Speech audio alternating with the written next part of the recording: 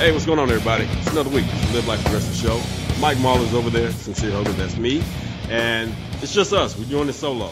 Well, duo. Yeah.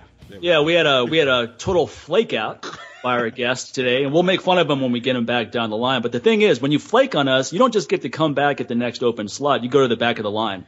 And one of the worst things you can do that line's starting to get pretty long. Yeah, it is. It's a long, flaky line. And one of the worst things you can do when you flake out is be a friend of ours and flake out, because you're gonna catch it even worse than some of these strangers that we don't know that come on. When this guy comes on, who's a great guy, by the way, and a good friend of ours, but when he comes on, you better have a good reason for flaking out, because otherwise we're gonna give him a rough time. Yeah. But anyway, let's talk about some people that aren't flakes, and those are people that are using coupon code LLA to support the show. Mm-hmm. So just wanted to run down a few names here. We got Louis Olmsted, Mark Dondre, Ashley Coates, Eddie Briggs, Christopher Kaufman, Scott Green, Glenn Morris, Sean Powell, Eric French, Kim McConchy, Dave Asner, and Alexander Cortez. They're all using that coupon code LLA to get 10% off the best nutrition supplements money can buy. So make sure you go over to MikeMahler.com, use that coupon code. And by the way, my testosterone booster is completely sold out right now. And I've been buying bigger and bigger batches on each run, and they still just keep selling out. I mean, I have another one in the pipeline right now, so I'll get my next shipment in a couple weeks. But I'm telling you, folks, that's not a marketing gimmick when it says sold out. It's for real. So next time, so those of you that are always on the fence, I'm still thinking about it. Don't think about it for too long, because you can't even buy it right now if you wanted to. And that's because people are buying it. And when it runs out, they're buying it again, because I'm a business that runs on word of mouth and repeat business. I don't do any expensive marketing campaigns. I don't pay people to pretend they use the product. I rely on people, real world people like yourself, use it, getting great results, and then telling other people about it. So, I can't just wear my Aggressive Strength T-shirt, man, and leave it at that. Say I'm supporting you. That doesn't work? Okay. Hey, that's supporting me. If you bought a T-shirt for me, we're all good, man. You bought something from me. If you bought an ebook from me, or you bought my LLA book, hey, it's cool. No, man, just give me the T-shirt. Let me wear it, and then I can pretend like I'm using your product. That's what other people do, right? But yeah, man. So yeah, some of those names are very familiar, man, and some of those people have also bought from me. And also, big shouts out to Dan Chiserick and Thomas Brian McElwain. I hope I got his name right. So, and then also David Wilson. And the cool thing about these guys, man, not only do they buy our products, they also support us on Patreon as well. Right. Same time, they buy the product, then they go and they pledge on Patreon, on patreon.com/LLA podcast. And they're monthly supporters of the show. So, man, they're covering all the aspects of keeping their heads out of their asses, like some of the people who freeload. So, big shouts to them. And here's another cool thing that I saw the other day, Mike. Some of these names that we just mentioned, I also saw they went over to our buddy Jace's pledge, his GoFundMe page, who's helping him, take care of all his bills while he's fighting cancer. Some of these same folks, man, are going over there and they're pledging and supporting Jace and Michelle and helping them out as well, man, take care of those bills, man, while he's fighting cancer. And so I saw some of these same names, man, and I really appreciate that you guys are going over there and supporting him. And as a matter of fact, speaking of Jace, as we're recording the show today is his birthday, man. So happy birthday, I'm looking forward to Jace, man, having many more birthdays and kicking cancer in his ass, man. So absolutely. Big shouts out to him and everybody that's been supporting him. So we really appreciate that. So yeah, continue to use that coupon code, folks, LLA, on both of our websites, MikeMahler.com, NewWarriorTraining.com. And we appreciate all that. And then one more shout out to you, our friend Dr. Mark Gordon. He's been on the show before. We'll get him back again soon. He has teamed up with the Warrior Angels Foundation. So it's just warriorangelsfoundation.org. Mm-hmm. And he is implementing his program to help soldiers with post-traumatic stress disorder, using his hormone optimization strategies to get their moods right, to help them beat depression and just live productive lives. So he's doing some fantastic work for some very important people that deserve our support. So definitely head over there as well. Yeah. Make a donation. Do what you can to help out. Yeah, the link is in the show notes, folks. We started putting it in there last week when Mike brought it up. So hopefully we can get Dr. Gordon back on, man, so we can talk about this, man. Well, yeah, we'll definitely get him back on. He's going to come back on, and he has one of his patients that goes around with him quite a bit, talking about his experiences with his protocol. So I'd like to get both of them back on. Perfect, man. Then all four of us can have a good conversation. So we'll do that definitely before this year's up. Perfect. All right, man. Let's roll with it. All right. I mean, we have plenty of things to talk about today. A couple of things I wanted to share, some personal stuff, and then some stuff that I think will really help other people who might be dealing with similar issues. So about a month ago, I've been having this issue with my left arm for a while, and I thought it might be a bone spur. So I went to an orthopedic office, had some x-rays done, had it checked out. And it turns out it's way worse than a bone spur, unfortunately. A bone spur, you could just go in there, you get a scope, clean it out, good to go, as Thomas Inclinen mentioned on the show a couple episodes back.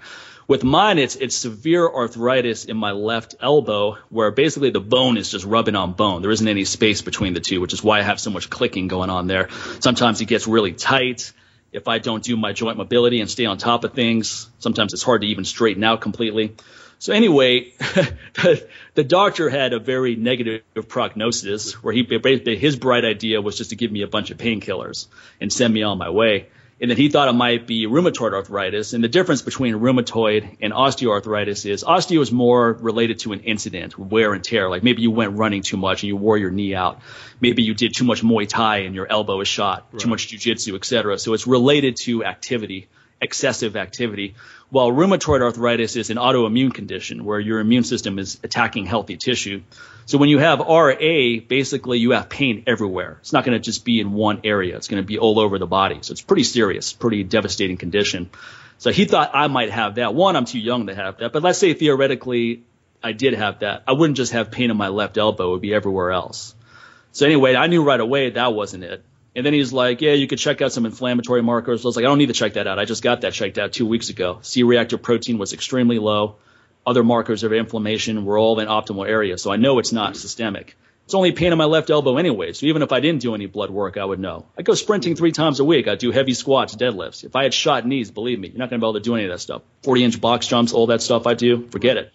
So anyway, I knew right away what to do, and it wasn't take painkillers. One, increase Restorezyme to, I've just been taking 6 caps for a while, kind of a maintenance dose. I went back up to 15. And then I got on glucosamine, acetylmyristolate, and MSM. I've mentioned these all in the past because I give my dogs these supplements to help with their hips and so forth. And I have a 16-year-old yellow lab who's doing extremely well on this protocol. So basically, the protocol I put her on, I put myself on. And it's been about a month now, and the arm feels great. You know, I don't have full range of motion. I probably never will, but it doesn't inhibit me from doing anything I want to do. Kettlebell presses, I'm doing heavy presses again. I feel great. Deadlift squats, no problem. Weighted pull-ups, as long as I keep the form in a certain range, I'm fine. So this protocol has been working really well. So for those of you that want to try, you might be having some joint issues. I use a vegan glucosamine, so it's not made from shellfish, and it's a company called Diva that makes it. That's D-E-V-A, not D-I-V-A. And it's a combination of glucosamine, MSM, acetylmyristolate, boswellia, which is an herb that's great for some pain, and then lipase, which is another enzyme that's also in Restorezyme. I actually give this to my yellow lab, and I also have an old Cocker Spaniel. I give it to him as well. Works great for them. They both go for long walks every day, no problem. Most dogs aren't even alive at their age, let alone as active as they are. And I've been using this protocol for myself for a month, and I think it's actually really benefiting because the arm feels pretty good right now. So anyway, go ahead. No, I was saying, here's the question. As far as your pets, because I've had friends whose pets are kind of going through arthritis, and I had a friend who just recently lost her dog. She asked me, about this. I think it was probably a little too late at that point because, she just lost him, whatever. But I remember reaching out to you about this. How much, pretty much like what's the dosage do you think is, good for the pets? And then also what's the dosage that's kind of good for humans? As far as I'm using the same dosage for myself as I give them. So I'm just looking at the label. It's about 1,500 milligrams of glucosamine, which is also what Dr. Jose Antonio mentioned last week. Yep. Yeah. MSM is 750 milligrams. You can take an additional MSM on that. You can take it up to 3 grams. Okay. And then acetylmyristolate is at about 100 milligrams. I actually just added some additional acetylmyristolate. There's a product called Myristin, which is a really good acetylmyristolate. And for those of you that don't want to take gel caps, it comes in a powder as well. So there's a couple options there. And that's easy to mix in dogs' food, too. So it's easy to make it more compliant. The boswellia extract's at about 100 milligrams. So anyway, if you want a simple option, just get that Diva vegan glucosamine. It's only $10 a bottle. It'll last a month. So it's not like you're going to break the bank to take this for yourself or for your animals or anyone else that's going to take it in your family. So if you're experiencing any joint problems or you have a pet that's experiencing joint problems, definitely get them on this stuff. And I also give Grover half the dose. He's one of my other dogs he's He's coming on 10 now, which is hard to believe because he's extremely energetic. Yeah, he's still he hasn't slowed down one bit. Yeah. Everyone thinks he's a puppy when they see him just running around like a madman. So I'm giving him this stuff more as a preventative measure. Okay, I was going to ask you that too because I was thinking about giving that to Austin. Would it be advisable to give it to him? If he didn't have any issues or whatever. Yeah, I think so. I think it's better to act as a preventive measure rather than wait for things to happen and then do something. It's kind of like waiting for your car to break down and then you do something about it. Well, if you just did a bunch of maintenance things ahead of time, it's like, if you check your air pressure every time you fill up gas, guess what? You're not going to get a flat tire very often unless you hit a nail on the road or something along those lines. But most people never do that. They're getting flats all the time. Yeah.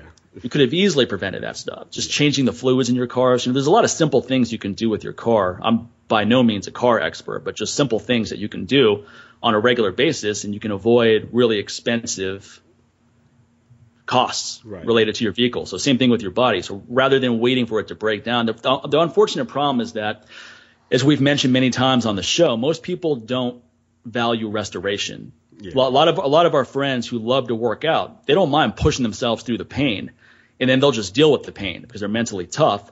But if you did some restoration methods such as weekly massages, maybe spa, hot sauna, steam room, things like that. How about just taking your ass to sleep at night? Exactly. 8 hours of deep sleep, good nutrition. The cheapest recovery you can do is just go to bed. Okay. Yeah, you're sleeping 4 hours a night, drinking 5 cups of coffee a day, and trying to work out hard on top of all that. You're just burning that candle on both ends. You're not doing anything to restore. And eventually the whole thing is going to come crashing down, and it's going to be a really ugly sight. Right. So if you enjoy lifting heavy and working out hard, you want to be able to do it for a long time. Right. And if you don't take care of yourself, you can get away with it at a certain age, but at a certain point, it's going to hit you hard in a very negative manner. Definitely. So, yeah, man. So back to that elbow of yours. Yeah, so anyway, that's the deal with the elbow. I'm just doing those things now. And it's been about a month. This was on August 24th that I went to that orthopedic office because that's a date that I'm never going to forget because when I came out of there, I wasn't discouraged really one bit. I mean, it was kind of disappointing that it wasn't a bone spur because that would have been easy.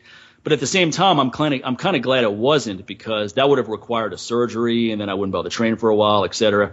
So here, there's no surgery that's going to happen. I just have to mitigate these issues. And you know what? Every time I have a problem and I find a solution, it always becomes part of my business.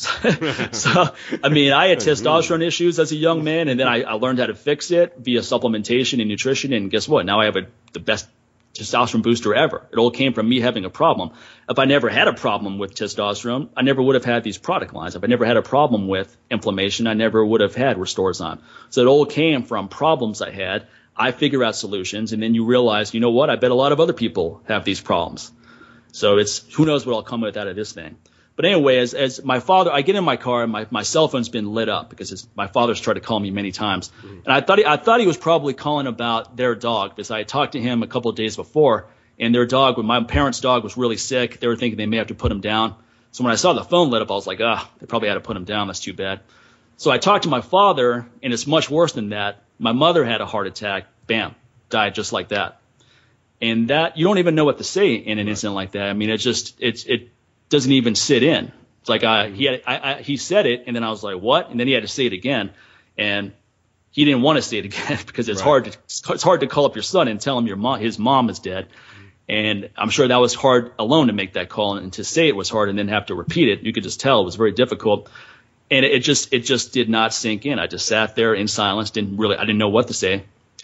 And then he told me she had a heart attack. She went fast.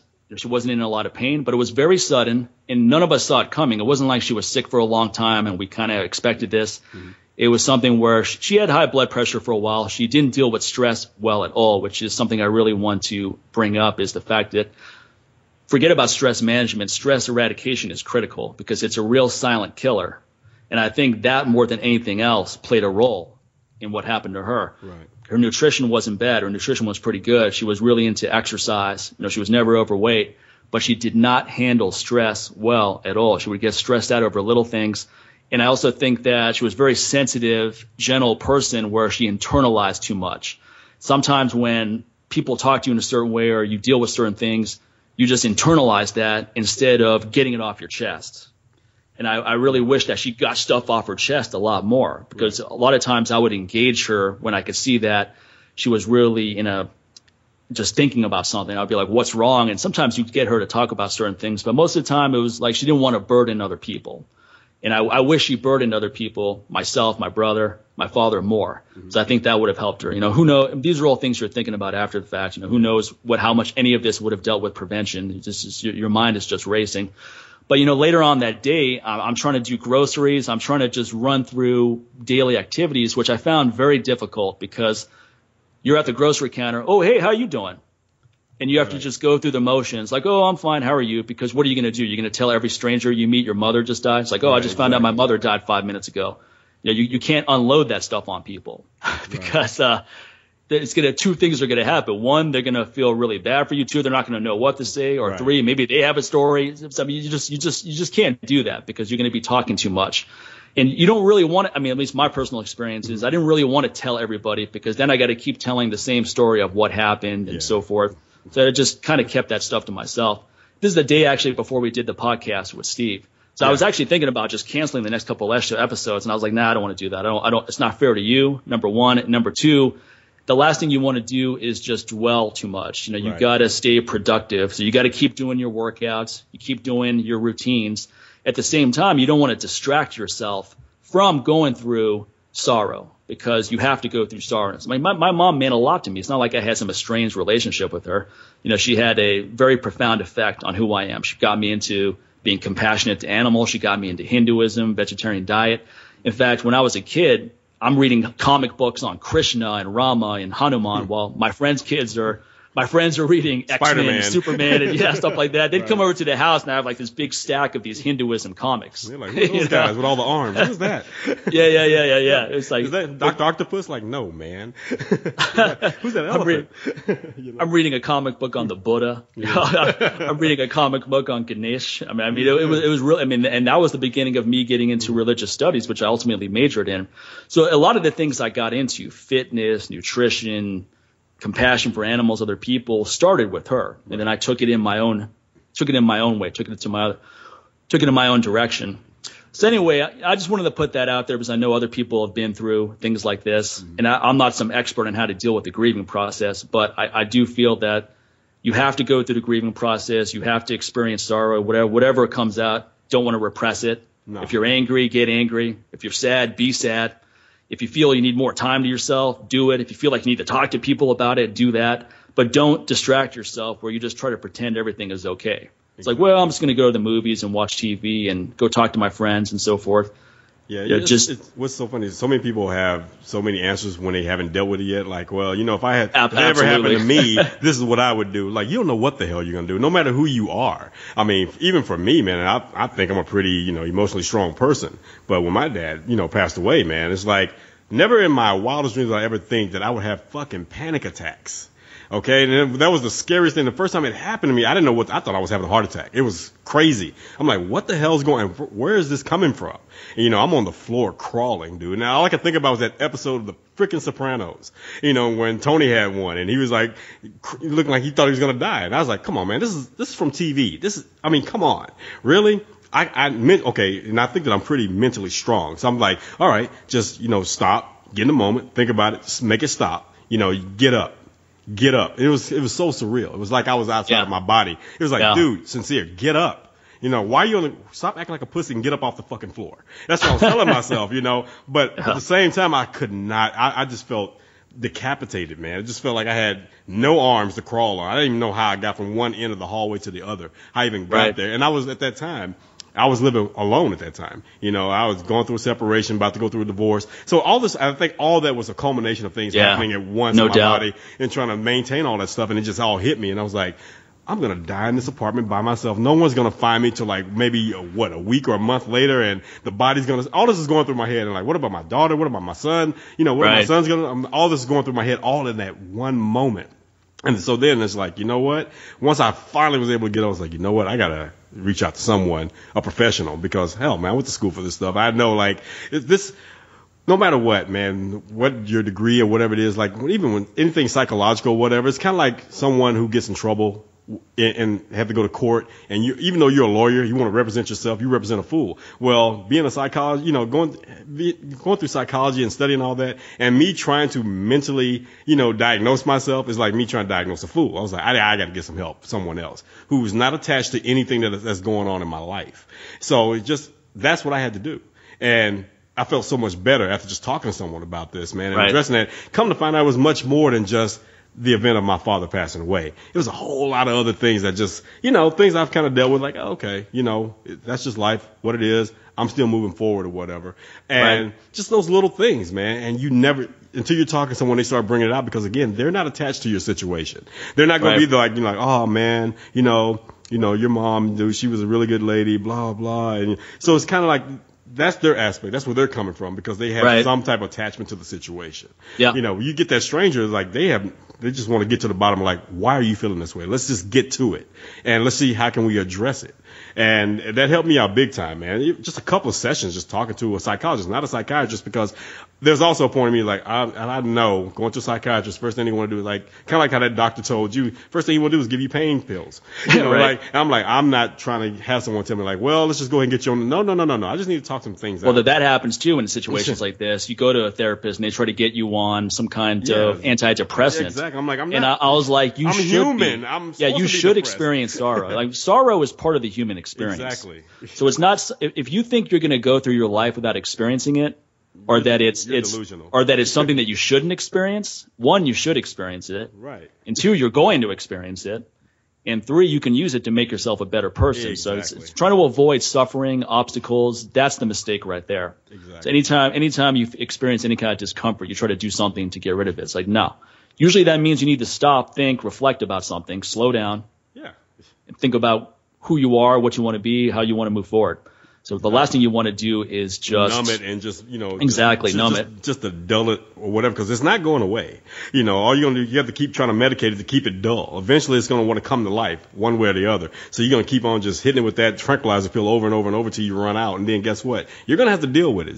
This goes with anyone, whether you're addicted to alcohol, drugs, sex, hell, working out. Eventually that workout's got to end. You got to deal with life, and that's the thing about it. So why is it so hard for so many folks just, just got to deal with it? Yeah, pain. It comes with life, man. Hell, you came into this life. Somebody went through pain just to put you in this world. You think it was a walk in the park. I don't care. I don't care, how many drugs they probably gave your mom or whatever at birth. She still dealt with some pain, man. That epidural can only do so much, because guess what? They wouldn't hit her with epidurals after she had your ass. So she was still getting some pain. Ask your father, because he had to go through some pain for about 6 weeks of not getting any. After a while. So, pain comes with that's part of the contract, folks. So, yeah, man, you just got to find out how what's going to work for you as far as dealing with it, man. And you may not know, but you probably have to go through a few things of trying to address it. But the thing is to address it, not internalize it, because man, that's like you said, man. Stress is a silent killer, man. It is a silent killer, and it shows up in all these different ways, but it never wants to address itself as stress. It may come as, like you said, hypertension, high blood pressure. It may come as just like overeating, or just sitting there and just watching you're purging on Netflix over the weekend and not want to get up. All those different things. Stress it masks itself as all those different things instead of being stressed, because it's somebody saying that, well, it's kind of, people get a little dismissive sometimes. You say, oh, I'm stressed, because people say it so much that it's even hard to take some people seriously. Like, sure. Hey, what's going on, man? Man, just stressed out. Like, what? Huh? Why are you always stressed out? What do you do? And then there's some people that don't even want to say like, oh, I'm good. Like, oh, you don't look good. See, that's the thing. You don't look good. You look stressed. Whereas the other person, you just look lazy. Okay? You look bored. Well, my thing is I didn't want to deal with people because, one, I didn't want to say everything is good because it wasn't. And at the same time, I didn't want to have to tell people, oh, my mother just passed. And then I got to explain the same story again. Yeah, I got to. People like, and I know people, I know that's just people don't know what they're doing in that situation. And it's coming from a place of compassion. So I get all that. So I wouldn't, it's not like I would, be rude to someone who's trying to be compassionate in that situation. But at the same time, it's like, I just didn't want to hear that. It's like, just don't want to hear that right now. I don't want to hang out with people and pretend everything's okay. Right. Because it isn't. I'm not going to just go have a little laugh like everything is all fun and games. Because at least in my mind, it wasn't that. So I needed to isolate myself to a large extent, even from doing routine things, such as getting the groceries and just running errands where you have to deal with people on a superficial basis. Even stuff like that, I try to diminish as much as possible. Yeah. But like you said, a lot of people who haven't been in the situation try to give you advice, and that becomes that was very irritating. I don't want to hear that. Right. Because they haven't lost their mother or their parent or anything like that. So don't try to give people advice in situations you've never been in. Right. You can be compassionate. That's great. But some people would say, oh, you just have to do this. You have to do that. I was like, well, your mother's still alive. Right. So it's easy for you to tell me that. But just don't say, and don't give advice on things that you can't personally relate to. It would be like someone coming back from Iraq and they've got traumatic stress disorder, and you're like, well, you just need to do this, and you've never even been there before, let alone served in the military before. It's like, no, don't try to give that person advice. You can be compassionate to that person. You can be someone who helps them, to get it off their chest. You can help them in maybe things that you're good with, like helping them with working out and nutrition, whatever your specialty is. Or just say hey, if I can help in any way possible, let me know. Right. Or hell, if you don't want to talk about it, you just want to just sit in the room and just have me there present, I'm good with that. You don't have to say a word at all. You don't understand. Sometimes that right there can go a long way. Nothing's being said, but they just know that the vibe is there. Like, okay, here's someone that's actually genuinely concerned about me. They care about me, and we don't have to say a damn thing. And they get it, because sometimes you just don't want to be alone, but at the same time you don't want to talk. Right. And people don't understand. Sometimes that silence is golden. And we were just talking about, some people just can't sit there and just be silent with someone else present. It's like they feel like they have to say something, make small talk or whatever. But sometimes, man, that silence says a lot more than just sitting there just talking. So, hey, what about what about this? How's the weather? What do you think about this? Just shh. Quiet. Yeah. Like I'm. Well, people are always like, oh, what can I do to make you happy? What can I just say? Look, I don't want to be happy right now. Right. I don't want to feel good right now. I just want to go through what I need to go through right now. Right. So I'm not gonna try to make myself feel good and watch a bunch of comedies and have a laugh. I was like, I'm not down with that right now. I will be fine eventually, but right now I'm going to go through this, because if I don't go through it now, it's going to come out at some time where I'm not prepared for it. Yeah. You just ignore it. You ignore it. You suppress it. You'll be driving around, all of a sudden you start crying out of nowhere uncontrollably. Or you just Michael Douglas on falling down all of a sudden. You're stuck in traffic, and it's like, you know what? Enough. And so, and I think a lot of times, so many things that are going on in this world with people, and they just kind of blow up. I always want to know, what led up to that point. Right, they didn't just wake up that day and like, hey, I'm going to go in and I'm just going to shoot up a bunch of stuff. You got to ask, like, what led up to that? What did they ignore? What are the things that they were running from? You want to know all these different things. Things are not so black and white when it comes to, especially when it comes to anything that has to deal with the mind and anything mentally. And I think a lot of times when it comes to situations like this, when it comes to loss, they either think like you're sad, or eventually you just get happy. They don't realize there's all these different stages of grief, like you said, there's the shock and denial part of it. You kind of go through that. Then there's some pain and there's some guilt. And then there's the anger part. And then, then there's like, you kind of reflect on it. You feel depressed, you feel lonely, things like that. And then you just kind of like, there's that kind of turnabout for some people where it's like, okay, I've kind of went through those stages now. Now it's like, what do I do next? How do I move on? How do I honor, their existence, and keep moving? That's what you kind of hope, Well, that's the other big one too, is how do you honor their existence? And what I always remembered about every year from my mother's birthday, which ironically was also in August, about 10 days before she passed, is that she loved elephants. Her favorite organization was the Elephant Sanctuary in Tennessee, which is this incredible organization that has acres and acres of land where they take elephants that used to be in the circus or abused in some way, and they just give them this tranquil environment. So they do a fantastic job over there. So every year for her birthday, I'd make a donation for her and have them send her some gift or some plaque, some kind of acknowledgement of the donation. So this time I made like a really big donation to help every elephant on site, to the point where like the lady who runs it called me up to thank me personally, and I just kind of told her the story of my mother, and that was nice. That was kind of cathartic as well. And that made me feel a lot better, because I knew that's something that she would have felt good about doing. Right. And then you think about how can you improve yourself? Maybe things about yourself you didn't like so much. So how can you honor that person by being a better person? Those are the other things that I thought about quite a bit. Yeah. And I'm fortunate that my mother was able to see me do what I love for a living. She lived, I've been doing this for 12 years now. So for the last decade, she saw me really enjoying my life, being happy about who I am and what I'm doing. it would have been a lot more tragic if she passed when I was working in the corporate world and miserable every day. That would have been more depressing. So I was happy that she was able to see me in this capacity, and she had told me that many times as well. I mean, I saw her this past April. So the thing I always remember about her is how compassionate she was and what a good listener she was. I just wish that she was able to talk about her own issues and problems more to either me or someone else. Right. Because I felt like she internalized that way too much, and she was very sensitive where other people's tempers she would really internalize, where sometimes you want to tell people to F off. Right. And obviously you and I don't have that problem because we tell our listeners to fuck off who are listening to the show. I can't think of any podcast. Every other podcast, they're fucking got their head up their listeners' asses begging for donations. We're like, look, man, if you don't want to support the show, go fuck off. We say that every episode. Yeah. And then we support the people who do support us. So rather than like you and I talking about it off air, we get it off our chest every week. Yeah, my wife laughs about that. She's like, man, she was watching a video of Russell Brand the other night. She's like, oh my God, just listen to him talk. Like he's like the perfect guest for you because he is so much like you and Mike. He's so much like he's so much like fuck off, just fuck off. And it's funny. Last night, one of my friends sends me like a freaking meme from Helen Mirren, who definitely doesn't give a damn about anybody. She goes, no. she goes, at 70 years old, if I could give my younger self one piece of advice, it would be to use the words fuck off much more frequently. I was like, well, looks like I'm ahead of the game then. If that's the case, if she's doing that at 70, he's trying to tell her. It's like these older women who hit on you at the bar. They don't give a fuck. They don't give. They walk right over. It's like, oh shit. They have nothing to lose. They're like, do you understand? Young women are all playing with their hair, like insecure. Like the older woman will all of a sudden like a drink shows up in front of you. It's like that came from so-and-so across there. Like wink, wink. I'll show you a good time you'll never forget, young man. I bet you would. You're like, I believe you. Thanks for the drink. Which is why I'm leaving right now. Even the quality of the drink is different. She's like, she sends you like fucking 50-year-old scotch. Like, oh shit.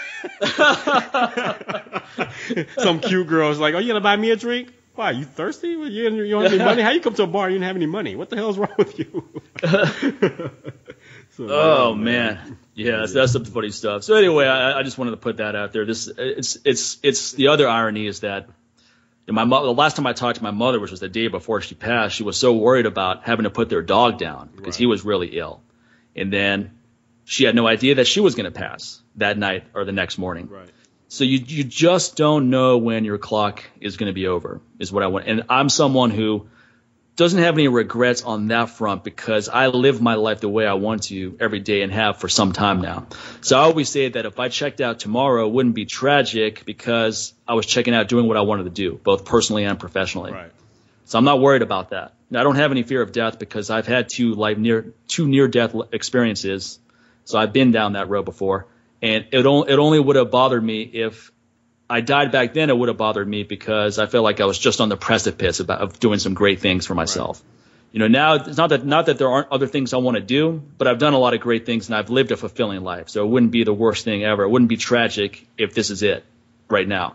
So how many people can say that about their lives, though? Most people are people on their deathbed, and they always talk about the things they regretted they did. Exactly. Living, and we were talking about this off air just about death. We like even just people like my wife and I when we talk about our friends and family, like, man, how can you guys talk about it like that? I'm like, because we're living our life, so we don't really see it like everyone else, and that's why it gets a little awkward sometimes for other people when they bring up death. It's just kind of like, I know that my view is a little different, and some of those people are not mentally prepared to accept the way that I see it. So, that's like if there's a loss of a friend or something like that. I say, I send them my condolences, and I'm good. I'm done. I'm not going to sit there and just harp on it as much because I see death a little differently than people. Because I'm like, I accept the fact that it is necessary. It is a part of this. And like we were saying, the quote our friend Steve Maxwell, no one leaves this place alive. And when people understand that, I think that's when they will really start making changes in their lives and start trying to do the things that they really want to do. Or you want to have a sense of urgency. Yeah. I go, unsuccessful people think they have all the time in the world. In the world. It's like, that's the problem. I don't live my life that way. I live my life like I don't have much time to get it done, which is why I have this sense of urgency. It's like, I need to get this stuff done now. Right. And that's why I get stuff done. Because I don't want to talk about something and then 3 years later someone's like, hey, whatever happened to that? And I'm like, I'm still working on it. Well, here's another thing about that. It's like you want to get stuff done that you're actually passionate about. Here's the thing. Most of the things you procrastinate about, You don't care about it. You don't want to do it. You don't care about it. I know Yep. there's things I'm just like, I gotta go and, make a change on this, or I need to pay this, or I need to buy that. It's usually shit I don't care about because I'm putting it off. Yeah. Anything I really want, I'm like, I gotta move some money around. I gotta get this now because, I want this right now. I don't want to sit there and get it later. I don't want to say, oh, okay, next time. No. I mean, you never got around to that bleached a-hole because it just wasn't a priority. It just wasn't a priority. Like, I mean, what? it sounded like a good idea initially, but 3 I'm years good with later, it. it still hasn't happened. Yeah, I'll never see it, so why would I spend that much money on What, I'm going to sit around putting a mirror behind my now eyes? that we've actually met someone who has, Mike Catherwood, we can kind of live vicariously through I cannot him. watch the Game Show Network now and see him and not think about I him. know. Like, come on, Anytime man. I see him on anything, I'm like, oh, yeah, Mr. Bleached guy. Oh, bleached ass Mike. Check him out. But I can't emphasize enough that you don't have all the time in the world. You never know when some kind of life-threatening issue is going to come around the corner, which I don't wish upon anybody. I hope it doesn't happen, but you never know. So you got to live your life like you need to make things happen now. You should wake up every morning like I got to fucking make this shit happen. I got to quit that goddamn job I hate that I've been doing for 5 years and finally go pursue my passion. I got to get out of this self-destructive relationship. I got to stop my own self-destructive behaviors today. Yeah. Stop fucking putting shit off that because you think, oh, I can just do that some other time. I can quit smoking tomorrow. I'm just going to enjoy it today. And in reference to those relationships and things like that, and stop making decisions based on guilt. Guilt, Yeah. That is the crappiest emotion ever. You like just stop it. Stop it with Like the guilt. fear-based decisions and Oh my guilt, God, right? it's Most like- people make decisions. It's either because they're afraid of something, Well, what would people or they think have of guilt me? about. Yeah, exactly. Or, I'm gonna be ostracized for doing this. People are not gonna like me. F them. Okay, Yeah. who cares? Okay, here's the thing. For every person that doesn't like you, there's gonna be somebody ready to like you in their place. You probably don't even know they're liking you because you're too busy focusing on people who don't like you, who don't give a shit about Well, you. you know what's funny is that in Hinduism, there's a strong underlying tone, and it's in Buddhism and Sufism as well, basically any mysticism, is that the whole world's an illusion, right? Yeah, it is, Like, man. all of our thoughts and ideas and what we think is really an illusion. Like people say, I own my house. You don't No, own you don't own your fucking house. anything. Or, you know- you don't even own your own body. Oh, here's No, one. you don't own anything. So Everything's when- rented. But the good side of that is that if it's all an illusion, then you might as well do what you want to do instead of doing some bullshit that's been sold to you, some bill of goods. I always laugh. People say, we got to protect our borders. I'm like, those are imaginary. Those are imaginary lines, man. There is no. Well, don't worry, Sincere. We'll build a big wall of China around America and get Mexico to pay for it. I'm like, guess what? Somebody's gonna climb that wall. Somebody's gonna get over it. Somebody's gonna find a way. When somebody's determined, they're like children. When a child wants something, they will get it, or they'll throw a hissy fit until they finally get it. Look at our politicians. So I'm like, just stop it. You can't stop people from getting what they really, really want. Because when they're really passionate about it. Everything you think you own is an illusion. It's Exactly. like, okay, like the strength you have right now, someday you're not going to have it anymore. It's gonna go It's just away. a fact. It's just a fact of reality. It's going to be It's replaced like, with something all the else. money you have in the savings, either you're going to Well, there's lose an it illusion. or you're going to die and it's not yours anymore. Well, it's so not even yours now. People that are like, you got two kinds of people, right? You got like these cheap asses who never want to spend a dime on anything. It's like, what are you saving it all for? You're going to die with a bunch of money in the bank. Yeah, it's like all these experiences you're missing out on because you had this fear-based mindset of if I don't do this, I'm going to run out at some point. And then the other extreme is people that just blow money like there's no tomorrow. It's like they're racking up debt. Right. Like there's no tomorrow. See, neither one of those extremes are ones you want to follow. It's like a good friend of mine, actually, Rohit Kalra, he's going to come on the show in a couple months and talk about investment strategies and money saving strategies. He's a really good accountant, very interesting guy too. So he's going to talk about this stuff in a manner that's appealing to the listeners. So I look forward to having him on in November. But anyway, it's that I think the biggest problem people have is they don't realize that the one commodity we're all running out of is time. Right. And once it's gone for good. There's no That's the only redo. currency You that don't matters. get to go back in time and change anything. You can lose money and remake it. You can lose strength and get it back. You can get overweight and lose it. You can lose put on time, size. it's a wrap. Exactly. Time's up. It's like in Wall Street, the second one, right? Michael Yeah. Douglas said, he goes in the first movie, he said that information is the most valuable commodity. And then he spent like a decade in prison. He goes, you know what? He goes, time is the most valuable commodity. Yeah. Because I mean, there's a quote from Colors. It's like, was it Colors? Yeah. Basically, when the one guy was locked up, he's like, hey man, you got all these tickets or whatever. It's like, we got to take you in, or you got to pay the fine. He goes, I got more time than money, Holmes. That's the thing about it. That's the one thing about it. You've got time, right now. You can sit there and lose the money, whatever else. But at the end of the day, man, the most important currency is time. It's the whether thing. You're a billionaire or a homeless guy, you're both running out of time. You're equal. You're both equal. A billionaire cannot buy time more than a pauper can. No, exactly. Right? So it doesn't matter how much money you have or anything, we're all losing time. So my attitude about that is you better make time work for you as opposed to just wasting it. Like I hate when I hear people say, oh, I do this to kill time. You can't kill it. You should never be looking at time like it's something to waste. Why are you trying to kill time? Yeah. Why are you trying to kill the most important thing that you have right now? It's like I go blow money to blow money. It's like, no, you shouldn't just be blowing money on stuff. You should be making concerted decisions. Well, like Mike, I can't take it with me. What are you gonna do? Bury the money with me? Okay, but you should go have fun with money. I work hard to make the money I have. I'm gonna do what I want with it. No doubt about it. And there's no point saving every nickel because I could be dead tomorore. But at the same time, most likely I'm probably not going to be dead. So I need to be able to take care of future self. I got to pay these bills and everything else. So I told my look here, I may not be able to die and take the money with me, but hell, nothing's crappier than dying and having that debt. The you other can't take the debt with it. You put it on somebody else. Okay, so no, it's exactly. Now your kids are inheriting someone else, your wife is, or whoever is, your wife, husband, kids. Someone's going to have to pay that. They're responsible for your blowing stuff off. It just gets passed on like an inheritance. Instead of an inheritance going on, you're passing on debt. It's like, I don't have any money to leave you, but I got $1 million in debt all for you. Thank you. Asshole. That's what I'm saying. No, but the other thing is, I forget my train of thought here, man. There was one more thing I was going to say about time. It'll come back to me in a minute. But yeah, it's just that this whole notion that we just have all the time in the world to get stuff done. That's what I really want to get across. That's an illusion. Here's the deal. Use that time to do the things that you truly give a damn about. Yeah. Okay, and there's the thing about it. Instead of wasting your time on things you can give two rats' asses about.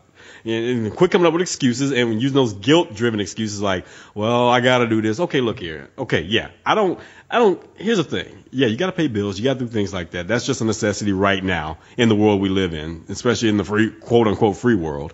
You got to deal with that. But at the same time, doesn't mean that all your time, all your energy has to go toward just doing that, paying bills. And that's not why you're here, man. Yeah, you don't have to do a job you hate forever, too. We've all done that. I did that for many years, and I decided no more. Made a decision and never looked back. Yeah. So, the other saying, though, I really hate is live like today is your last day. It's like, well, that's stupid, because if today were my last day, I wouldn't be here on the show talking to you. I wouldn't be running my business, taking care of customer orders. I would take all the money I have and go do some fun shit with the last 24 hours I have. I'm not going to worry about it. Like, if I know for sure today is my last day, then I'm not going to be doing what I normally do day to day. I like what I do day to day, but I have the notion that I'm going to be around for a while doing it. So I get the idea behind it, live fully. Okay, I understand that. But you can't take that advice literally, obviously. So why say it at all? I want stuff I can take literally, not stuff that I can say, well, I know what you mean metaphorically by that. Right. Oh, man. That would be dangerous for some people. You tell them, like, all right, live like today's your last day. Like, okay. There would be some very destructive people going out there. Well, shit, it's my last. You ever seen some of these people on their last day and they know it's their last day of work? You ever seen them, what they do? Do you really want that guy to pay attention to that mantra? It's like, oh, for real? No. They're out banging all these. Well, that brings up another kind of a. I have someone. It's not a friend of mine. It's in the neighborhood. Guy lives in the neighborhood. His family, and eventually their whole family just imploded recently. Where this guy not only had affairs on his wife and was gambling a lot and doing all these self-destructive things. At one point, he attacked her in a way which basically looked like he was trying to kill her. Wow.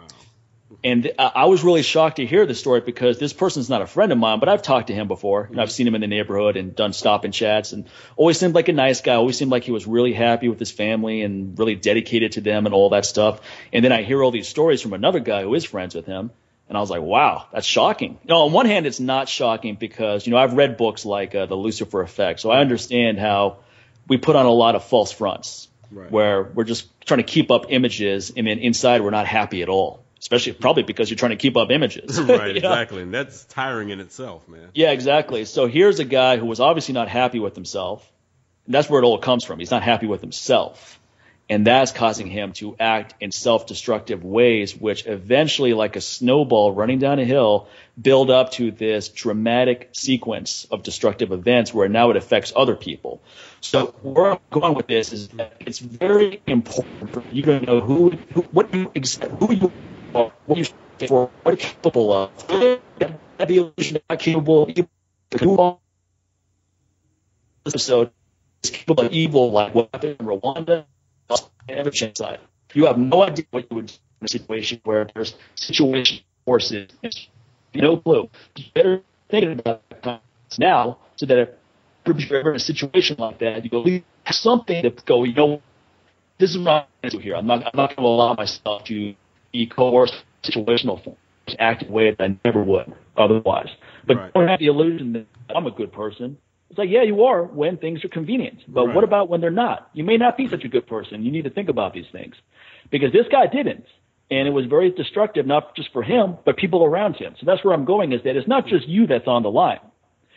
People that are following their bliss, they're not a danger to other people around them. Right. Those of you that are not following your bliss and you hate what you do for a living and you're angry all the time and you're drinking every weekend, time bomb. You're dangerous to society because we don't know when you're going to snap. You don't even know when you're going to fucking snap. You're like a goddamn sleeper cell walking around. You are a ticking time bomb, man, where you have no fucking clue. Right, man. People like us are not. Why would I snap? I'm happy with everything in my life, and then when I'm not happy about something, I vocalize it. I don't suppress that shit. Exactly. And I mean, how many people do we know, even just personally, that we know who's just like that, man? And hell, we've even told them, like, dude, you need to address that stuff, man, because I'm not trying to be around you today that you just like decide, like, you know what, F it, today's the day, I'm done. Like, nah, don't be done somewhere else. Okay, not around me. Okay, that's the thing about it, man. So all these people we know that are always trying to keep the peace. Like always trying to be overly diplomatic. It's like, well, I don't want to offend anybody. They're so worried about. I mean, everyone is just treating them like shit, but they're so worried about what those people are feeling. It's like, look, if someone treats me like shit, I'm going to tell them to fuck off. I'm not worried about what you're feeling. You come at me in a disrespectful manner. I'm not going to be like, well, I don't want to say that because it may hurt this person's feeling. It's like, no, you're coming at me in a disrespectful manner. I'm not going to tolerate it. Yeah, period. You're going to address that. Again, people are going to treat you the way you train them to treat you.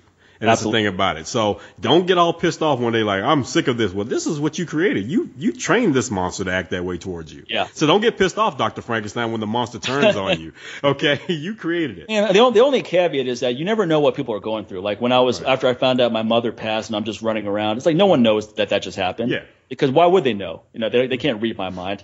So sometimes people are acting in a way which is different from how they normally act, or maybe they're just experiencing such an extreme level of sorrow that they're acting out in a way where you're like, whoa, what the hell is wrong with this person? Right. Just take a step to realize that you don't know what's going on with that Everybody's going through some shit. Yeah. Man. Yeah. Everybody. It's not just you. It's easy to judge when you don't really know what's going on is where I'm going. It's like, I'm not saying that every person you meet who's sad just went through what I'm talking about, but you don't know. So just try to step back a little bit and not judge too quickly. And this is one thing I'm working on because I tend to be judgmental where I see someone, I'm like, look at this fucking idiot doing this. And then usually I stop myself. I'm like, hey, you don't know what's going on. Yeah. So just back the fuck off. So I'm happy to see at least I stopped myself in that situation. I mean, we're all human. We all get there. No matter how conscious we try to be about that. We have those moments where like, this fucking ass. But then you sit there like, I don't know. How did he get here, though? Man, sometimes you see someone in the gym doing something stupid and you have this elitist attitude like, look at this fucking idiot. He has no clue what he's doing. It's like, well, if you really feel that way, why don't you go over and help him or her out? Yeah. Why don't you offer some advice? Or just don't say anything at all. Don't say anything at all. But don't say anything to yourself at all. Exactly. Yeah. So don't feel like that it's acceptable to put other people down to feel better about yourself. Exactly. You don't need to do that. If you're really confident with yourself, it's coming from a place of compassion and strength. It's not coming from a place of just being an elitist prick. Exactly, man. So, cool. I think there's a couple other things that are totally off topic that I wanted to address, and then we'll wrap it up. Cool. But one thing I read is a study on how really heavy weight training causes the arteries to constrict, right? So that can increase your blood pressure and cause other cardiovascular issues. So the way to nullify it, there's two interesting ways. One, actually taking creatine has a very positive effect on your arteries. So that's one more reason to take creatine, in addition to all the things Dr. Antonio talked about in the last episode. It's good for your brain health. It's good for strength. There's really no reason not to take creatine. It's got so many benefits. And every time they do research on it, they find even more. So one more thing is that it actually helps keep your arteries healthy. And then the other thing you can do in addition to that is, let's say you do a really hard weight training session, deadlift, squats, etc. Do about 20 minutes of moderate cardio at the very end. And this is an effort where you could talk to someone while you're doing it. So it might be a jog. Maybe you're doing Hindu squats for 10 minutes, just at a moderate pace. Maybe you're getting on a cardio machine. Who cares what it is? Just 20 minutes of moderate activity. Go run around the block after your workout. And then do a couple cardiovascular sessions, some similar to what Nate Morrison recommended a couple episodes back. Do some sprinting, do some intense weight training, and then do some low intensity cardiovascular type activities. And that way you can nullify all the negatives. Perfect. Yeah, actually, I was just like taking that down, so putting it in the notes, doing notes over here. So, because I know that's probably one thing I think when people reading the show notes, they definitely like, oh, okay, what is that about? Especially you got us talking about the benefits of moderate cardio and creatine. They're like, wait a minute, these guys talking about cardio, really? And this is exercise where it's not a competition. Yeah, exactly. In other words, you're not trying to outrun the person next to you. You're not trying to set PRs. You're just doing moderate exercise, similar to a meditative fashion. And these are good recovery workouts as well. Yeah. If you just lift heavy weights and that's all you do, you're going to be so fucking tight, it's not even going to be funny. You're going to be stiff as a board.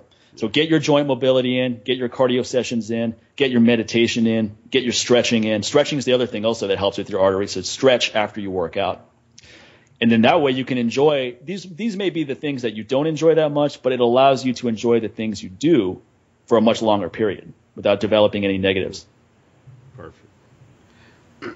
So, and even something like just like light skipping rope, which is what I like to do after a heavy session. I'm not sitting there trying to do like double unders or anything like that, which is going to jack my heart rate up even more. Just light, just light skipping rope, and also that's also beneficial to my joints. My joints is another thing. But another thing is, on a side note with that, do it on a surface that's going to be forgiving on your joints. I'm not trying to go out and do it on hard concrete, whatever, which is going to add more stress to my joints and which is going to actually add stress to my heart rate and everything else. So, go on a rubber surface or like you could use one of those rebounders if you're not very coordinated. I mean, you don't have to jump rope on a rebounder, just jump, period. Yeah, just jump on a that rebounder. We have one right here at our house. I keep it right here by my little workstation. Every now and then I'll just hop on it, man. That's also good, like I said, for just like for blood flow, brain activity. It's not something that's super stressful, really getting my all jacked up or whatever. Yeah, I mean, it could if I really wanted to, but at the same time, just like boom, just another change, just get my energy up, man. And it's also good for the lymph nodes too. That's very important. Yeah. So. It's my wife loves it. She's like, I'm not trying to do all that crazy stuff you and Mike do, but I'll do that. She's all those I don't see her with the sledgehammer in the backyard anytime soon. She's like, I got better ways of working off stress instead of beating the hell out of a tractor tire. I said, I like beating up. She said, yeah, you're a boy. I don't see her pushing the war machine down the street anytime soon over there. That'd be crazy. I'm coming. You find what you like to do. There's something for everybody. Yeah. So whatever it is, that's what's going to work well for you. Because if you can't be compliant with it, what's the point? Exactly. And I think it's people need to quit worrying about what Sincere does with his training program. You see a video with me that I post, or you see Mike and like, oh, well, I want to do that program too. I'm doing what I saw what you post and I did that, and man, it kicked my ass. Of course it did. You don't know anything about this. Well, I was laughing because, a bunch of people asked us that it would be great to get more into Steve Cotter's protocol, like have him back on the show and just get really detailed into his nutrition regimen, his training regimen. I was like, look, folks, I'll give you some inside info. Okay, as I've been friends with Steve for a long time. Right. Here's the one thing about Steve you want to remember before anything else. He is extremely genetically gifted in a lot of fronts, meaning that you don't just work up to 50 one-legged squats by accident. Yeah. He did it pretty fast. Like he hurt his arm, so while everyone else was doing push-ups in a martial arts class, he did one-legged squats, and he was keeping up with them rep for rep.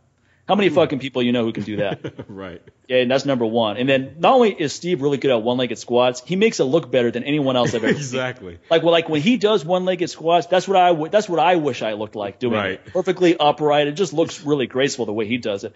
Most other people, it's like, don't do that. They look Stop like the Tin Man that needs some oil in their back is totally rounded. They're leaning forward, and then they're leaning back, and then they look like a transformer going from a car to a robot. Yeah, exactly. I was like, don't do that, man. Stop doing that. That's not for you. Steve works out in a very loose fashion, meaning that unless something has changed recently, he doesn't follow like some regimented workout routine. He just trains for fun.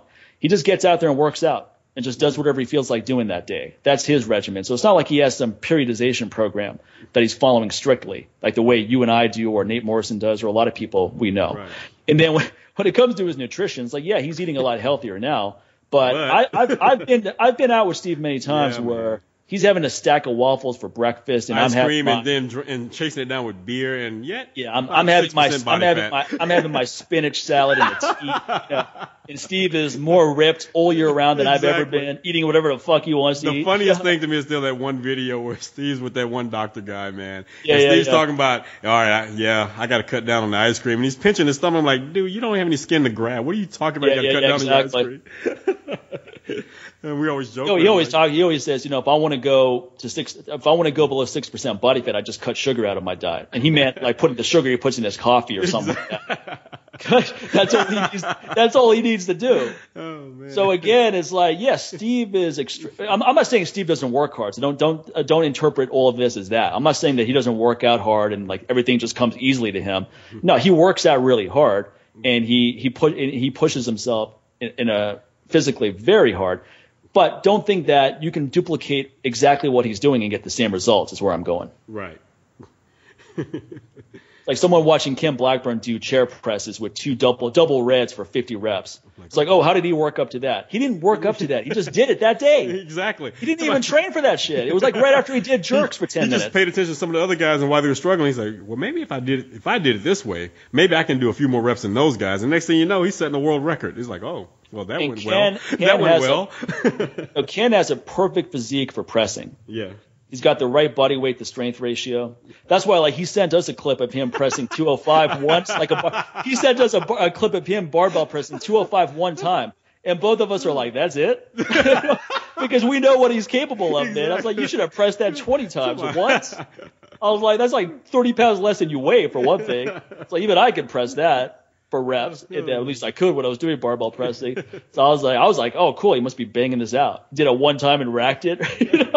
And then he did it once. It was easily. I'm like, it was easy. I'm like, it was nothing. I'm like, perfect give me some form. more. Come on, give me more. He's like, okay, there you go. So again, it's like you don't want to look at me or you, Sincere, or Ken, you can be inspired by other people and you can learn technique and overall concepts from people. Don't get me wrong. But, I'm not going to look at the way Mark Philippi deadlifts and duplicate it exactly because I have a different body type than him. I am going to listen to him in terms of make sure you're explosive off the ground, make sure you load up your legs. Because it's funny, is like I was talking to Chris Reed about your deadlift technique. We were talking about, I was like, I watched Sincere do that 455. The first thing that came to mind is Sincere's got a really strong back. because that's all you were using to lift that off the ground. I was like, Sincere's back is an iron wall, man, because I could just tell in your face that it was all back. And I was like, when he learns how to push his heels through the floor and transfer that energy, he is going to be so happy with himself because it's not going to be, not only is it not going to be anywhere near as difficult, it's not going to be that unpleasant where it's like that slow grind. Yeah. I was like, because it reminds me of like when I first started deadlifting where I would get in position and stay there for way too long. Yeah. Right. Which is one thing you did in that clip. And then the other thing is too much back because you have a really strong back from all the kettlebell stuff, just like I do. So it's like, once I showed Mark a similar clip and then he said the same things to me that I'm saying right now. Yeah. He's like, you got to dip and drive. He's like, you get in position. You're down there for way too long, just messing around.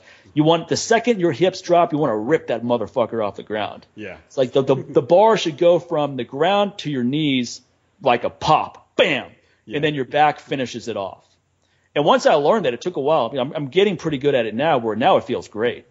So it's like I already know what's in your future, because I can see it. I was like, in a couple more sessions, he's going to be doing that, and you're going to look back on that clip and go, shit, man. And I'm banging that out for reps now. It was actually I was looking at I think it was this guy. Oh, it was either it was either Chris Duffin, I think that's the guy's name. I think I was looking at him, man, the Kabuki Warrior guy, and I was watching him do that, and it's just pretty much doing what you were saying, man. It's just like, boom, he just ripped it. It was either him or Nick O'Reilly, one of those guys I was looking at, man. It's hard to get the timing right. I mean, I saw it and I was like, damn.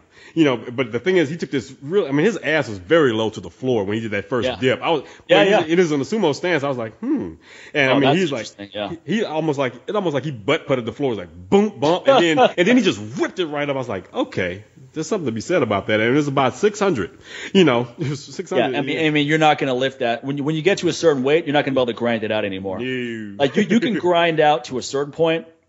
Like, in other words, you're not going to go from where you are right now to, let's say, 550 using the technique you're using right now. Hell no. Trust me, I know. Not to say that you're not going to get to 550. That's totally within your capabilities. But it's going to be it's going to look a lot different than what you're doing right now. That's why I've been experimenting with different, like, stances and sumo and all these other things. Because, like, you kind of, at this point, doing what I'm doing, I'm at that sticking point. It's just kind of like, okay, something's got to change. Because, again, you can't be using your back doing that. No. Otherwise, you're going to have freaking vertebrae flying all over the place. Well, I mean, one thing you realize, though, is your back is not the weak link. No, exactly. I mean, the good news is that your back is really strong. Otherwise, it wouldn't go up at all. Right. So, and I had the same exact issues when I first started deadlifting. I was just pulling with the back way too much. It was really slow off the ground. I'm just grinding it out with my back all the way through. You can see it in my face that it's all back. Yeah. I always say that you can see in someone's face when it's too much back because it's not pleasant when your back is straining. Yeah, exactly. So when you rip it off, when you do that dip and drive just right, and those first couple inches are easy, I can't tell you how good that feels. Yeah, because while you're doing it, you know you're going to finish the rep, and it just psychologically you're like, fuck yeah. Exactly. And I remember you emailing me and going over, emailing me that technique. I think you had looked at a video that Mark had posted and was describing that. And then to kind of just validate what you were saying, I was looking at a video of Eddie Hall and pretty much doing the exact same way you were saying, man. Not that I'm ever going to be sitting there fucking doing like 1,020 pounds on a deadlift. Well, look at that guy from Westside. I forget his name. Remember that clip I sent you? The guy's deadlifting 900 pounds? Yeah. And it came off the ground fast. Yep. It went from point A to point B fast. It wasn't like a grind where you hit a sticking point. Because, I mean, think about it. If you hit a sticking point with that much weight, your back is gone. Yeah, man. It's exactly. fucking done. I mean, there's a clip of Sergey, I forget his last name, but he was doing a press. It wasn't a push press or a jerk in the Olympics. It was a press. So it's looser than a strict military press. You're driving your hips forward, you're dropping your shoulders, you're doing a chest bump, but you're not using a leg drive. Now, he pressed 500 pounds overhead, and it went from point A to point B very quickly because that's the only way it's going to go. Right. If he hit a sticking point at forehead level and then just try to press it out, his back would break in half with that much weight. Right. So that's what Mark tried to tell me. He's like, you want to accelerate that bar so much that it gets up to your knees from the leg drive. And then from there, it doesn't matter how heavy it is. You can finish it off. Like someone like you has such a strong back that no matter what weight you get to your knees, you're not gonna miss the lift from there. Your back is strong enough to finish whatever it is. And same thing with me. My back is my strongest body part too, where I had to really learn how to take the back out of the equation as much as possible and use more of a leg drive. That's why I like doing partial deadlifts is worthless for me because I'm strong in that motion. Right. I'm just reinforcing I'm already good at. Right. In deficit deadlifts, they don't help with off the floor, at least not in my experience. Other people say it made great for them. I always found that it didn't. It kind of just threw off my groove for regular deadlifts. So you know how you get good at deadlifts? You fucking do deadlifts. Right, there it is. You can do all these other fucking variations all day long, but you get good at deadlifts by doing deadlifts. I mean, that's why I deadlift every week. I don't like change the exercise every 3 weeks or do some other variation, like, I'm going to do trap bar this time and then sumo next time. It's like, no, I use the same exact technique on a barbell deadlift every single week because every single time I do it, I get that much better. Yeah. I mean, the thing is, you're constantly figuring out things when you're doing it that way. You can sit there like, okay, because it's fresh in your mind. So you just did it last week, so you're like, okay, I was doing it this way. And that's why you always, when we film and video ourselves, it's not just to sit there and be stroking ourselves or put it up on YouTube and get accolades or whatever else. It's me so I can critique my technique. Because trust me, the last thing I'm trying to think about is like, okay, as I'm pulling it, well, hey, are your hips back right now? Like, really? I don't want to think right now, dude. I need this to be instinctual. Like, I need it just to be in this zone right now and just do it. And then go back and review the tape. Like, okay, that could have been better. Look at your hand position right there. That's probably the reason why it felt like it did on the right side. I'm not going to try to correct that midway through the pull. You're like, your right hand is probably a quarter of an inch too much. If you're not in the moment, here's the thing, man. I mean, like when you're doing the repetition, all the time they analyze the lift ends once you're doing the repetition. Exactly. I'm not going to like think about 10 things right when I'm in the bottom position before I pull. It's like, no, it should be automatic at that point. That's why you practice. You know how you practice improving technique with weights that are light for you. Exactly. You don't do it with something that's your max or even close to it because then you just go to getting the job done no matter what. You want the weights to be light enough where you don't have to think about that. And then if you don't do it right, you can reset. You can do more. You can do lots of sets to really drill it in. Right. And that's how you get good at anything. You're not going to get good at deadlifts if you're doing a maximum rep every single week. Yeah. You're just going to burn yourself out, and then your technique's actually going to get worse each time to the point where now you're more injury prone. Exactly.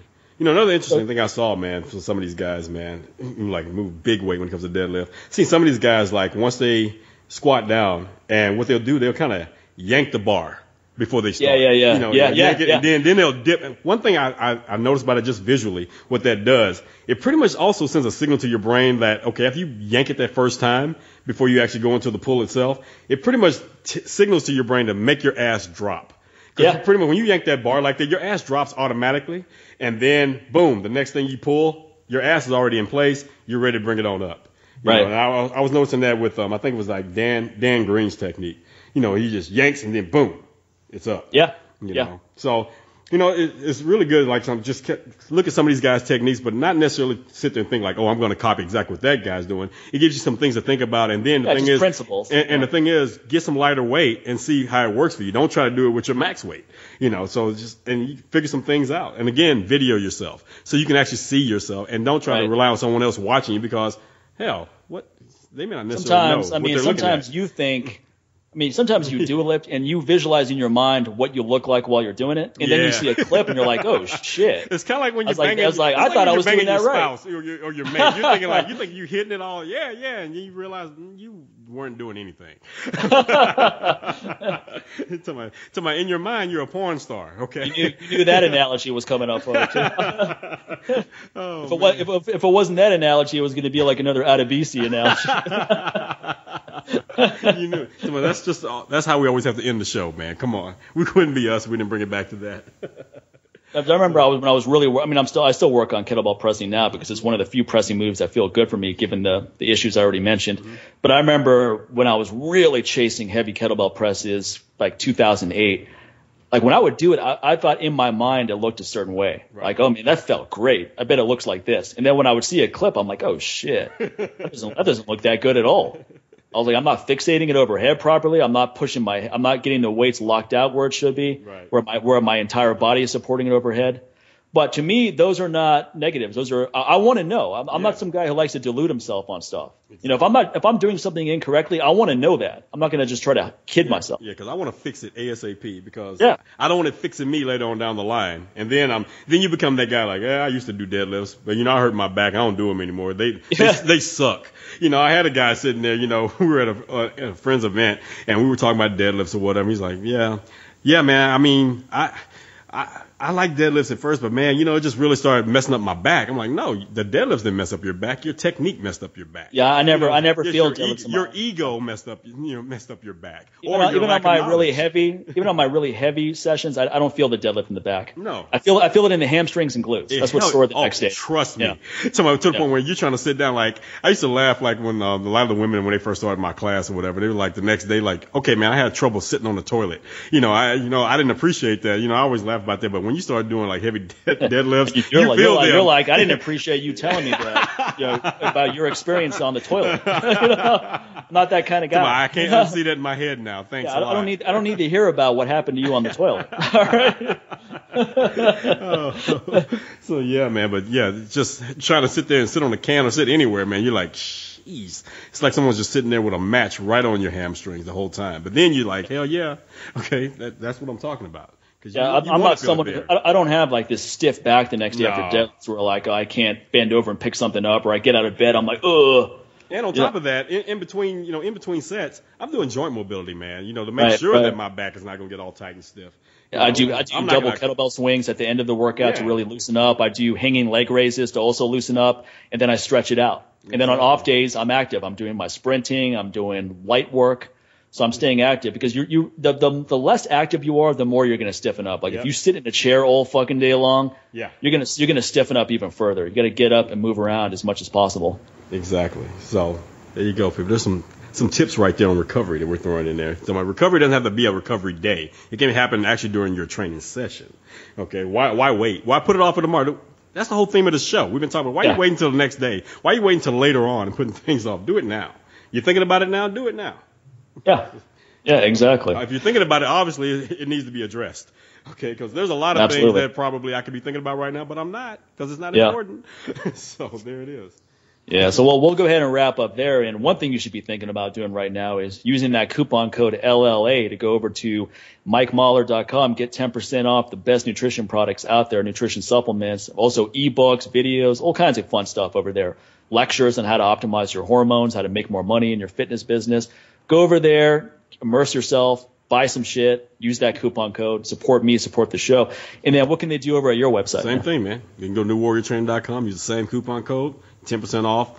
DVDs over there. Hey, you want to talk about recovery? I got a lot of recovery techniques that are on my bodyweight training workshop DVD, as well as things you can also do in between those hard training sessions.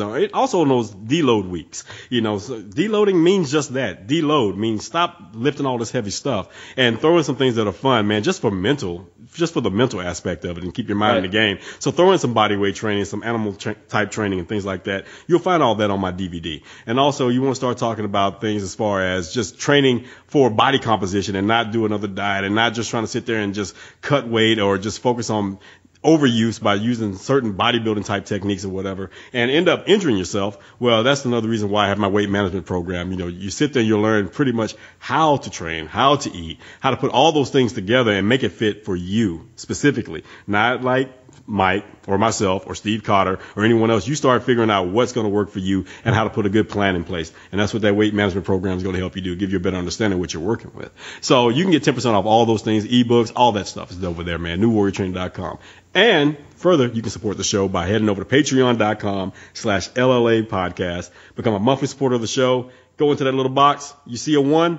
Put some zeros behind it or any other number. Or simply start off with $5 a month, man. We'll take that too. And that keeps the show going and growing. And it helps us as far as producing the show, production, all that good stuff. So do that. And if you don't want to do anything, if you don't want to do any of that stuff, you can always deal with the karmic ramifications of lacking reciprocity. Taking advantage of people. You can always do that too. That's an option. You can be that guy. Or ramification, like ramming your head up your ass and not doing anything about it. So anyway, and last but not least, you can head over to TuneIn, Stitcher, Spreaker, all those different things, man, as well as iTunes, and support the show by leaving a review, rating us, sharing the episode with all your friends, and therefore you don't have to worry about any type of ramifications going on in your life. All right, folks. So there you have it. Another great week. Keep those questions coming. And here's the deal. You got questions that you want us to address on the show? Email us. There's this thing called email. If you go to our websites, there are places on there where you can actually send in emails, to ask a question. Not necessarily going over social media. Yeah, we're over there, but we're not there all the freaking time. So sending private messages on like Facebook or Twitter. Good luck with that. It may not get addressed for about another month or so because how often do we even see that stuff? So if you have our email address, how about use it? That'll work. All right. So there you go, folks. All right. So this is another week. We'll catch you on the next one, folks. Take care, everybody.